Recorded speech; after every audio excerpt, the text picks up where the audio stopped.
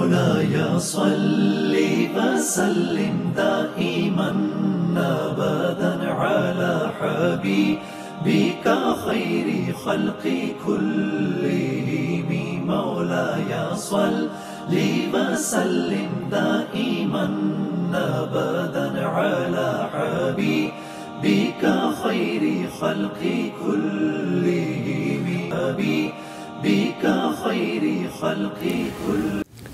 ناظرین السلام علیکم ورحمۃ اللہ وبرکاتہ. میں ہوں آپ کا میزبان انصار عزیز ندوی اور آپ میرے ساتھ فکر و خبر کا خصوصی پروگرام صدائے حرا دیکھ رہے ہیں. ناظرین الحمدللہ صدائے حرا کی قسطیں آگے بڑھتی جا رہی ہیں. یہ 58واں ایپیسوڈ ہے. گزشتہ ہفتے آپ حضرات نے اصحاب کہف کا تفصیلی قصہ سنا تھا. اب آئیے آگے بڑھتے ہیں. ناظرین قبل اس کے کہ میں شروع کروں، دراصل گزشتہ کچھ ہفتوں سے جمعرات، جمعہ اور سنیچر کے ایام لگاتار سفر میں ہونے کی وجہ سے صدائے حرا کی قسطیں آپ لوگوں کے سامنے پیش نہیں کر سکی. اس کے لیے آپ حضرات سے معذرت خواہ ہیں، اور جو احباب بذریعہ میسیج اس سلسلے میں دریافت کر رہے تھے ان سے بھی ہم نے معذرت کر لی ہے اور یہاں بھی کر رہے ہیں. بہرکیف چلیے اب آگے بڑھتے ہیں. ناظرین آپ جانتے ہیں کہ کفار مکہ نے آپ صلی اللہ علیہ وسلم سے 3 سوال کیے تھے، جس میں سے ایک سوال اصحاب کہف یعنی غار والوں کے سلسلے میں تھا، اور پچھلی 2 قسطوں میں آپ اس کو سماعت کر چکے ہیں. دوسرا سوال تھا ذوالقرنین کے بارے میں. لہٰذا اللہ پاک نے سورہ کہف میں اس کا بھی تفصیلی جواب دیا ہے. لہٰذا تفسیر میں سیرت کی کتابوں میں الگ الگ حوالوں سے ذوالقرنین کی تفصیلات بیان کی گئی ہیں.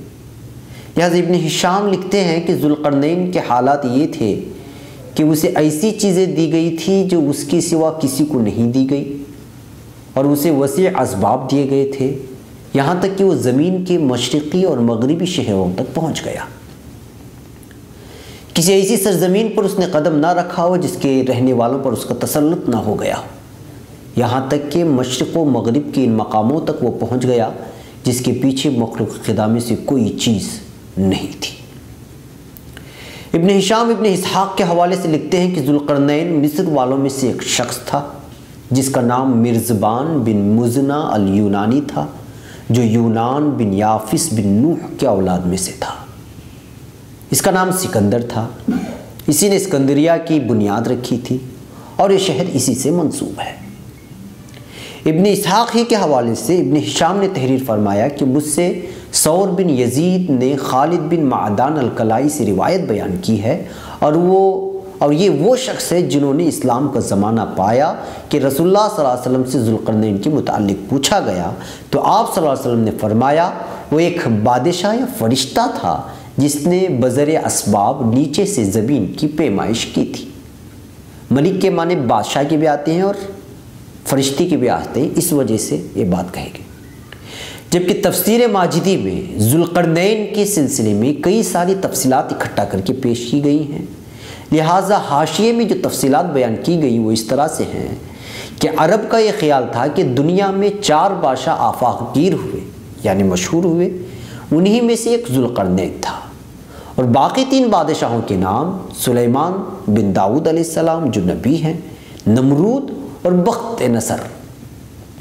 لہٰذا تفسیر ماجدی میں ذوالقرنین کی وجہ تسمیہ دیگر تفصیلات جمع کرنے کے بعد یہ صاف طور پر کہا گیا ہے کہ ظاہر ہے کہ جس شخصیت کی تصریح سے قرآن بھی قاصر ہو اور حدیث صحیح بھی اور تاریخ میں بھی کوئی واضح و متعین جواب نہ ملتا ہو، اس کے متعلق صرف قرائن و قیاسات ہی قائم کر سکتے ہیں.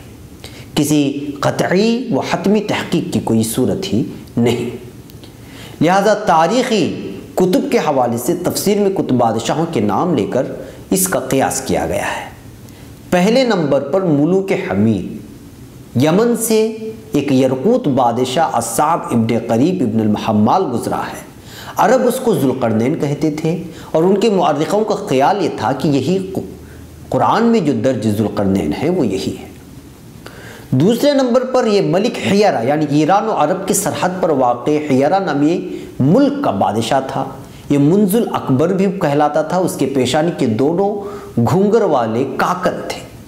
اس کی مدت سلطنت 49 سال رہی اور اس کی ماں کا نام ماؤسما تھا.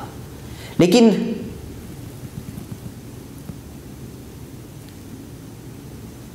मुफस्सिरीन के एक और जमात ने यह भी लिखा है कि इस्कंदर से मुराद ये मशहूर सिकंदर मखदूनवी नहीं बल्कि कदीम तर सिकंदर है जो मुवाहिद था और हज़रत इब्राहीम अलैहिस्सलातु वस्सलाम का हम असर था, यानी सिकंदर मखदूनवी से 2000 साल कबल।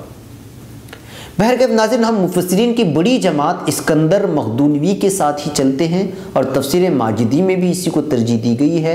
ज़ुल्क़रनैन के तस्करे के बाद अल्लाह रब्बुल इज़्ज़त ने उनके सफ़र के सिलसिले में बयान दिया है कि बादशाह मगरिब की जानिब बढ़ते गए तो एक ऐसी जगह पहुँचे जहाँ से सूरज समंदर में डूबता हुआ नज़र आ रहा था, यानी उसके आगे कोई राह न थी।